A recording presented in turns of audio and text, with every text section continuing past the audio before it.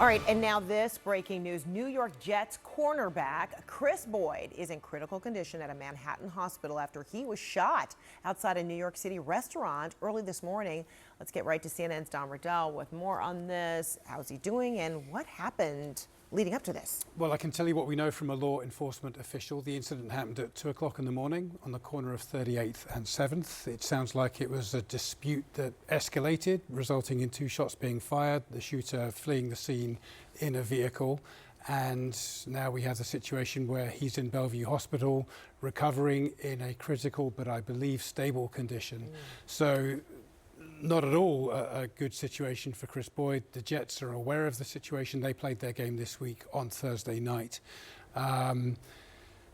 Details are limited, but clearly not a great situation. And he's only been at the Jets since the summer, and he injured his shoulder in August, so he's been on the injured list since then. We don't actually have an image of him in a Jets uniform because he hasn't actually taken the field for the Jets yet. So yeah, not great news. Yeah, we hope he recovers and is able to resume and everything's okay. All right, now let's talk about something that happened on the college ball level. A Texas State trooper now was sent home after a run-in.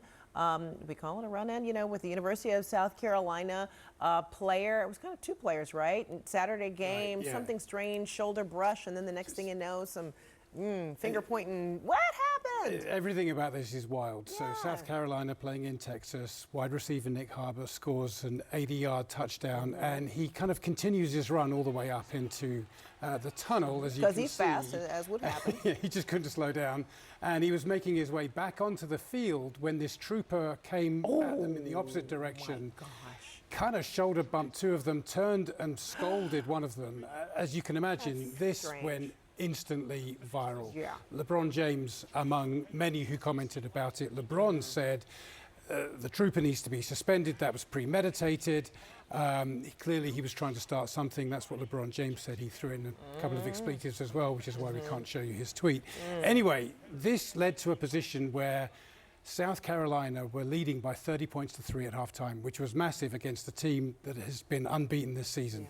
Different story in the second half. The Aggies came back. They scored 28 points unanswered to pull off an extraordinary win, the biggest comeback in the history of the team. Gosh, that was a game. It maintains their unbeaten run, and I think everybody that was there, they'll never forget it. They'll be telling their grandkids about it, except presumably for the trooper who was relieved of his duties. So I'm assuming he didn't get to see this incredible comeback. Oh my gosh. Just everything about that game was wild. Yeah, and still, I guess people are trying to figure out what was that all about, that moment. I mean, not good. Not good. I think the video speaks for itself. It really does. Yeah. I mean, it's hard to explain that one away. Right. Thank you, Don. That's why we have you here to help explain what we see and what we don't see, and all the inferences in between. Thank you. Appreciate it. Good to see you.